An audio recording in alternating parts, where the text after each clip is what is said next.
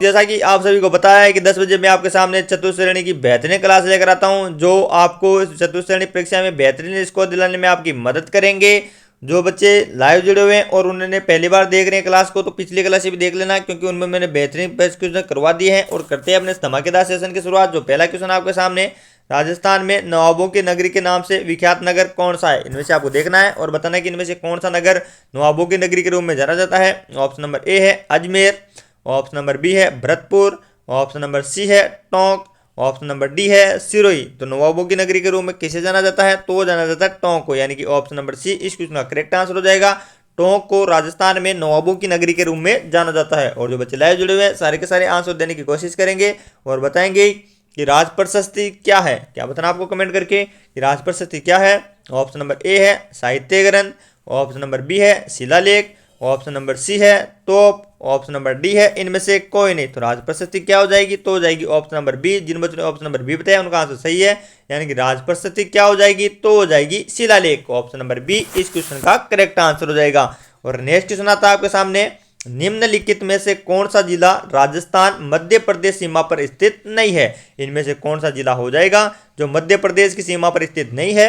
Option number A है Banswara, option number B है Udaipur, option number C है प्रतापगढ़, ऑप्शन नंबर डी है झालावाड़। तो जो ऑप्शन नंबर बी है वो इसका राइट आंसर होगा, यानी कि जो उदयपुर है वह मध्य प्रदेश की सीमा पर स्थित जिला नहीं है, जबकि बांसवाड़ा, प्रतापगढ़ और झालावाड़ ये सारे के सारे किसकी सीमा पर स्थित हो जाएंगे? तो हो जाएंगे मध्य प्रदेश की।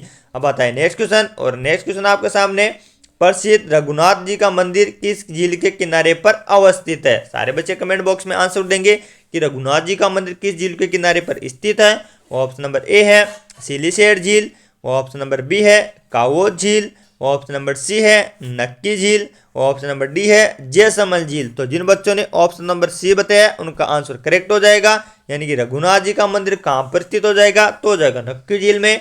और नक्की झील कहाँ पर स्थित है? तो ये सिरोही जिले में स्थित है। नेक्स्ट क्वेश्चन आता है, प्राचीन बेरार सभ्यता राजस्थान में किस नदी के किनारे पर विकसित हुई? ये भी इंपॉर्टेंट कर लेना क्वेश्चन कि जो बेरार सभ्यता है वो राजस्थान में किस नदी के किनारे पर विकसित हुई है। ऑप्शन नंबर ए है माही नदी के, ऑप्शन नंबर बी है बाणगंगा नदी के, ऑप्शन नंबर सी है बनास नदी के, ऑप्शन नंबर डी है चंबल नदी के। तो ये किसके किनारे पर विकसित हुई है? तो वो हुई है ऑप्शन नंबर बी बाणगंगा नदी के किनारे। जिन बच्चों ने ऑप्शन नंबर बी बताया उनको बहुत बहुत शुभकामनाएं, यानी कि जो बेरार सभ्यता है वह राजस्थान में बाणगंगा नदी के किनारे पर विकसित हुई है। नेक्स्ट क्वेश्चन आ जाता है, राणा प्रताप सागर पन विद्युत ग्रह कहाँ पर स्थापित किया गया है? क्या बताएंगे सारे बच्चे कि राणा प्रताप सागर जो पन विद्युत ग्रह है वो कहाँ पर स्थित है। ऑप्शन नंबर ए है कोटा में, ऑप्शन नंबर बी है उदयपुर में, ऑप्शन नंबर सी है राउतबाटा में, ऑप्शन नंबर डी है बीकानेर में। तो राणा प्रताप सागर पन विद्युत ग्रह कहाँ पर स्थित हो जाएगा? तो हो जाएगा राउतबाटा में। ऑप्शन नंबर सी इस क्वेश्चन का करेक्ट आंसर हो जाएगा। चलते हैं नेक्स्ट क्वेश्चन पर, और नेक्स्ट क्वेश्चन का आंसर सारे बच्चे देंगे कि सिरोही का वालदा क्षेत्र किसके लिए प्रसिद्ध है। सारे बच्चे आंसर देंगे इसका कि सिरोही का वालदा क्षेत्र किसके लिए प्रसिद्ध है। ऑप्शन नंबर ए है घिया पत्थर के लिए, ऑप्शन नंबर बी है टिन के लिए, ऑप्शन नंबर सी है टंगस्टन के लिए, ऑप्शन नंबर डी है इनमें से कोई नहीं। तो मैं आपको बता दूं कि इसका जो राइट आंसर होगा वो होगा ऑप्शन नंबर सी टंगस्टन के लिए, यानी कि जो सिरोही का वालदा क्षेत्र है वह टंगस्टन के लिए प्रसिद्ध हो जाएगा। और नेक्स्ट क्वेश्चन आता है आपके सामने, राज्य की सबसे बड़ी जल विद्युत परियोजना कौन सी है? यानी कि इनमें से आपको पहचानना है और बताना है कि इनमें से कौन सी राज्य की सबसे बड़ी जल विद्युत परियोजना हो जाएगी। ऑप्शन नंबर ए है माई Bajaj Sagar, option number B है जाखम परियोजना, ऑप्शन नंबर सी है चंबल परियोजना, ऑप्शन नंबर डी है बांकड़ा नांगल परियोजना। तो कौन सी हो जाएगी? तो हो जाएगी ऑप्शन नंबर सी चंबल परियोजना, यानी कि जो चंबल परियोजना है तो राज्य की सबसे बड़ी जल विद्युत परियोजना हो जाएगी। ऑप्शन नंबर सी इस क्वेश्चन का करेक्ट आंसर है। नेक्स्ट क्वेश्चन आता है आपके सामने, मोती झील कहाँ पर स्थित है? क्या बताना आपको कमेंट करके, तो मोती झील है वो कहाँ पर स्थित हो जाएगी। ऑप्शन नंबर ए है भरतपुर में, ऑप्शन नंबर बी है डीग में, ऑप्शन नंबर सी है नगर में, ऑप्शन नंबर डी है कामा में। तो मोती झील कहाँ पर स्थित है? तो भरतपुर जिले में स्थित है। ऑप्शन नंबर ए इस क्वेश्चन का करेक्ट आंसर है। मोती झील कहाँ पर स्थित हो जाएगी? तो हो जाएगी भरतपुर में। नेक्स्ट क्वेश्चन आता है, बंद बारेटा बांध किस जिले में स्थित है? सारे बच्चे आंसर देंगे इसका। जो बंद बारेटा है वो राजस्थान में कहाँ पर स्थित है। ऑप्शन नंबर ए है अलवर में, ऑप्शन नंबर बी है करौली में, ऑप्शन नंबर सी है भरतपुर में, ऑप्शन नंबर डी है धौलपुर में। तो बंदबारेटा कहाँ पर स्थित हो जाएगी, तो हो जाएगी भरतपुर में, यानी कि जो अपना आंसर होगा वो होगा ऑप्शन नंबर सी, बंदबारेटा भरतपुर जिले में स्थित है। और इसका आंसर देंगे कि अंतरिक्ष मेहमानों की पसंदीदा जगह जहां 1.9 उल्कापिंड गिरे हैं वह कौन सा हो जाएगा। क्या बताना आपको कि अंतरिक्ष मेहमानों की पसंदीदा जगह कौन सी है जहां पर 1.9 उल्कापिंड गिर चुके हैं। ऑप्शन नंबर ए है ढूंढाड़ अंचल, ऑप्शन नंबर बी है वागड़ अंचल, ऑप्शन नंबर सी है थार का रेगिस्तान, ऑप्शन नंबर डी है हाड़ौती का अंचल। तो इसका जो राइट आंसर हो जाएगा वो हो जाएगा ऑप्शन नंबर सी, थार का रेगिस्तान अंचल, जहां पर 1.9 उल्कापिंड गिर चुके हैं। अगला क्वेश्चन है, राजस्थान में अफवाह प्रणाली के कितने रूप पाए जाते हैं। क्या बताएंगे सारे बच्चे कमेंट करके कि राजस्थान में अफवाह प्रणाली के कितने रूप पाए जाते हैं। ऑप्शन नंबर ए है 2, ऑप्शन नंबर बी है 3, ऑप्शन नंबर 3 है 4, ऑप्शन नंबर 4 है 5। तो इसका जो राइट आंसर होगा ऑप्शन नंबर बी 3, यानी कि राजस्थान में अफवाह प्रणाली कितने रूपों में पाई जाती है, तो वो 3 रूपों में पाई जाती है। अगला क्वेश्चन आ जाता है, राजस्थान के किस जिले की सीमा सर्वाधिक अंतर्राज्यीय सीमा की रेखा के नजदीक है। क्या बताना आपको कि राजस्थान का वह कौन सा जिला है जिसकी अंतर्राज्यीय सीमा रेखा सर्वाधिक पास में है। ऑप्शन नंबर ए है झालावाड़, ऑप्शन नंबर 2 है चित्तौड़गढ़, ऑप्शन नंबर सी है सिरोही, ऑप्शन नंबर डी है बाड़मेर। तो मैं आपको बता दूं कि इसका जो राइट आंसर होगा वो होगा ऑप्शन नंबर ए, यानी राजस्थान का जो झालावाड़ जिला है उसकी सीमा सर्वाधिक अंतर्राज्यीय सीमा रेखा हो जाएगी। ऑप्शन नंबर ए इस क्वेश्चन का करेक्ट आंसर हो जाएगा। और नेक्स्ट क्वेश्चन आता है आपके सामने, मृदा अपरदन का कारण नहीं है। क्या बताएंगे कि जो मृदा अपरदन है उसका कारण कौन सा नहीं है। ऑप्शन नंबर ए है वनों का ह्रास, ऑप्शन नंबर बी है अंधाधुंध चराई, ऑप्शन नंबर सी है वर्षा की अल्पता एवं अनिश्चितता, ऑप्शन नंबर डी है वालराकृषि। तो कौन सा हो जाएगा इसका आंसर, तो हो जाएगा ऑप्शन नंबर सी, वर्षा की अल्पता एवं अनिश्चितता मृदा अपरदन का कारण नहीं है, जबकि वनों का ह्रास, अंधाधुंध चराई और वालराकृषि ये सारे के सारे मृदा अपरदन करने में अपनी महत्वपूर्ण भूमिका अदा करते हैं। और नेक्स्ट क्वेश्चन है, राजस्थान देश के कौन से भाग में अवस्थित है। इस क्वेश्चन को तो इंपोर्टेंट कर ही लेना, क्योंकि बहुत सारी प्रतियोगी परीक्षा में एक क्वेश्चन छप चुका है कि राजस्थान देश के कौन से भाग में अवस्थित है। ऑप्शन नंबर ए है उत्तरी भाग में, ऑप्शन नंबर बी है उत्तरी दक्षिण में, ऑप्शन नंबर सी है पूर्वी, ऑप्शन नंबर डी है उत्तर पश्चिमी। तो कहां पर हो जाएगा, तो हो जाएगा उत्तर पश्चिमी, यानी कि ऑप्शन नंबर डी इस क्वेश्चन का करेक्ट आंसर हो जाएगा। जो राजस्थान है वह देश के उत्तर पश्चिमी भाग में स्थित है। अगला क्वेश्चन है, देश में राजस्थान किस खनिज में दूसरा स्थान रखता है। क्या बताना आपको कि देश में जो राजस्थान है वह किस खनिज में अपना दूसरा स्थान रखता है। ऑप्शन नंबर ए है टेल्क, ऑप्शन नंबर बी है चांदी, ऑप्शन नंबर सी है जिप्सम, ऑप्शन नंबर डी है तांबा एस। तो मैं बता दूं कि इसका जो राइट आंसर होगा वो ऑप्शन नंबर तांबा एस, जिसके उत्पादन में राजस्थान देश में दूसरा स्थान रखता है। Option number D is correct answer.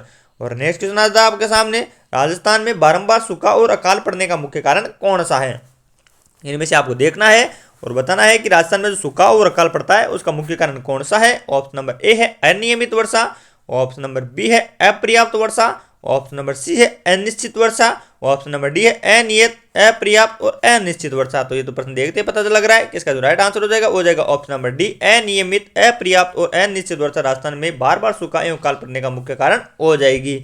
और नेक्स्ट क्वेश्चन आता है, राज्य में सर्वाधिक जिलों से होकर गुजरने वाला राष्ट्रीय राजमार्ग कौन सा है। इनमें से आपको देखना है और बताना है कि कौन सा जो एनएच है जो सर्वाधिक जिलों से होकर गुजरता है। ऑप्शन नंबर 1 है NH8, ऑप्शन नंबर बी है NH11, ऑप्शन नंबर सी है NH14, ऑप्शन नंबर डी है NH76। तो कौन सा गुजरता है, तो गुजरता है NH76 जो राज्य में सर्वाधिक जिलों से होकर गुजरता है। इसका जो राइट आंसर हो जाएगा वो जाएगा option number D NH76। Next question है, राजस्थान का सबसे अधिक क्षमता का विद्युत उत्पादन केंद्र कहां पर स्थित है। क्या बताना आप सभी को कमेंट करके कि राजस्थान का सबसे अधिक विद्युत क्षमता का विद्युत गृह उत्पादन केंद्र कहां पर स्थित है। ऑप्शन नंबर ए है कोटा में, ऑप्शन नंबर बी है राउतबाटा में, ऑप्शन नंबर सी है पलाना में, ऑप्शन नंबर डी है सूरतगढ़ में। तो कहां पर स्थित हो जाएंगे, तो जाएंगे सूरतगढ़ में, यानी कि राजस्थान का सबसे अधिक क्षमता विद्युत गृह केंद्र सूरतगढ़ में स्थित है। ऑप्शन नंबर डी इस क्वेश्चन का करेक्ट आंसर हो जाएगा। और नेक्स्ट क्वेश्चन आता है आपके सामने, पौराणिक पवित्र नदी सरस्वती स्थान पर वर्तमान में कौन सी नदी बहती है। यानी जो पहले सरस्वती नदी बहती थी उसके स्थान पर वर्तमान में कौन सी नदी बहती है। ऑप्शन नंबर ए है कांतली नदी, ऑप्शन नंबर बी है रूपारेल, ऑप्शन नंबर सी है घग्गर, ऑप्शन नंबर डी है बाणगंगा। तो कौन सी बहती है, तो बहती है घग्गर नदी। यानी आपको ध्यान रखना है कि जो पहले पुराने समय में सरस्वती नदी बहती थी, उसके स्थान पर वर्तमान समय में घग्गर नदी बहती है। ऑप्शन नंबर सी इस क्वेश्चन का करेक्ट आंसर हो जाएगा। और नेक्स्ट क्वेश्चन आपके सामने, उत्तर पश्चिम में सिंधु बेसिन और पूर्व में गंगा बेसिन के मध्य विभाजन का कार्य कौन करती है? यानी कि इनमें से देखो और बताओ कि उत्तर पश्चिम में सिंधु बेसिन और पूर्व में गंगा बेसिन के मध्य विभाजन का कार्य कौन करती है? ऑप्शन नंबर ए है सतपुड़ा पर्वतमाला, ऑप्शन नंबर बी है हिमालय पर्वतमाला, ऑप्शन नंबर सी है विंध्याचल पर्वतमाला, ऑप्शन नंबर डी है अरावली पर्वतमाला। तो कौन करती है? तो वो करती है अरावली पर्वतमाला, यानी कि अपना जो राइट आंसर हो जाएगा वो जाएगा ऑप्शन नंबर डी अरावली पर्वतमाला, जो उत्तर पश्चिम में सिंधु बेसिन और पूर्व में गंगा बेसिन के मध्य विभाजन का कार्य करती है। अगला क्वेश्चन है, सारे बच्चे आंसर देंगे। हाड़ौती प्रदेश का हृदय स्थल किसे कहा जाता है? क्या बताना आपको कि जो हाड़ौती प्रदेश है उसका हृदय स्थल किसे कहा जाता है?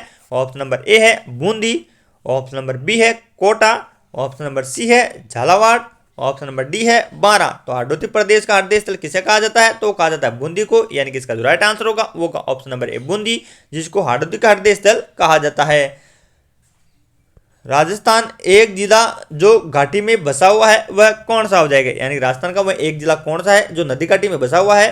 ऑप्शन नंबर ए है अलवर, ऑप्शन नंबर बी है जयपुर, ऑप्शन नंबर सी है सीकर, ऑप्शन नंबर डी है अजमेर। तो अपना राइट आंसर क्या हो जाएगा? तो हो जाएगा अजमेर, यानी कि अजमेर कहाँ पर बसा हुआ है? तो बसा हुआ है एक घाटी में। और कौन सी पहाड़ी हो जाएगी वो? तो तारागढ़ की पहाड़ी हो जाएगी।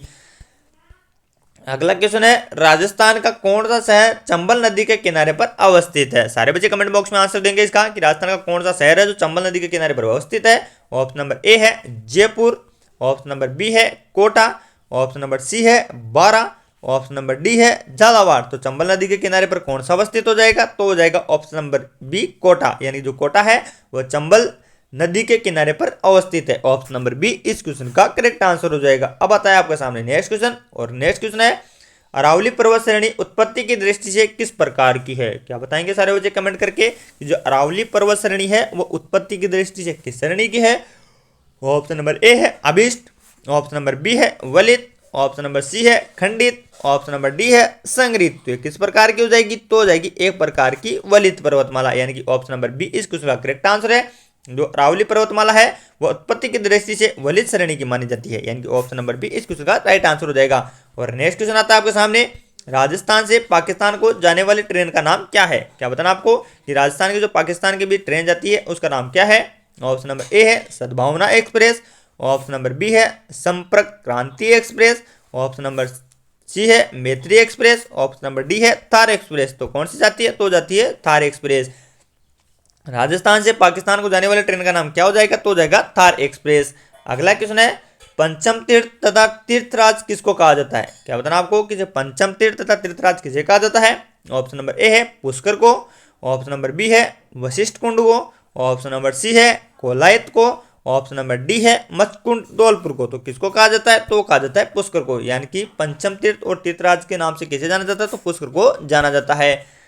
नेक्स्ट क्वेश्चन आ जाता है, अर्नोराज द्वारा निर्मित जिस झील पर जहांगीर ने दौलत बाग बनवाया था वह कौन सी झील हो जाएगी? इंपॉर्टेंट कर लेना कि अर्नोराज की वह कौन सी झील है जिस पर जहांगीर ने दौलत बाग का निर्माण करवाया था? ऑप्शन नंबर ए है आना सागर झील, ऑप्शन नंबर बी है जवाहर सागर झील, ऑप्शन नंबर डी है भोय सागर झील, ऑप्शन नंबर डी है उपरोक्त सभी। तो इसका जो राइट आंसर होगा वो होगा ऑप्शन नंबर ए आना सागर झील, जिस पर अर्नोराज के द्वारा बनाई गई थी और इस पर जहांगीर ने दौलत बाग का निर्माण करवाया था। ऑप्शन नंबर ए इस क्वेश्चन का करेक्ट आंसर हो जाएगा। और नेक्स्ट क्वेश्चन आपके सामने जो परीक्षा की दृष्टि से मोस्ट इंपोर्टेंट है कि कालीसिंध नदी कोटा व बारा जिले की सीमा पर बहती है, ये झालावाड़ जिले में किस स्थान पर प्रवेश करती है? यानी कि जो कालीसिंध नदी है वह झालावाड़ के किस स्थान में प्रवेश करती है? ऑप्शन नंबर ए है नानेरा गांव, ऑप्शन नंबर बी है करियाहाट, ऑप्शन नंबर सी है रायपुर, ऑप्शन नंबर डी है सुसनेर। तो ये कहाँ पर प्रवेश करती है? तो ये रायपुर में प्रवेश करती है। यहाँ जो कालीसिंध नदी है वो कोटा व बारा जिला की सीमा पर तो बहती है, परंतु झालावाड़ जिले के रायपुर जिले में प्रवेश करती है। तो दोस्तों ये थी अपनी 30 क्वेश्चनों की बेहतरीन क्लास जो आपको चतुर्थ श्रेणी में बेहतरीन स्कोर दिलाने में आपकी मदद करेंगे। अगर आपको ये क्लास अच्छी लगी है तो जुड़ना कल हमारे साथ इसी टाइम पर 10 बजे मैं आपको कराऊंगा चतुर्थ श्रेणी की बेहतरीन तैयारी। तो मिलते हैं कल इसी प्रकार की बेहतरीन क्लास के साथ, तब तक के लिए जय हिंद जय भारत।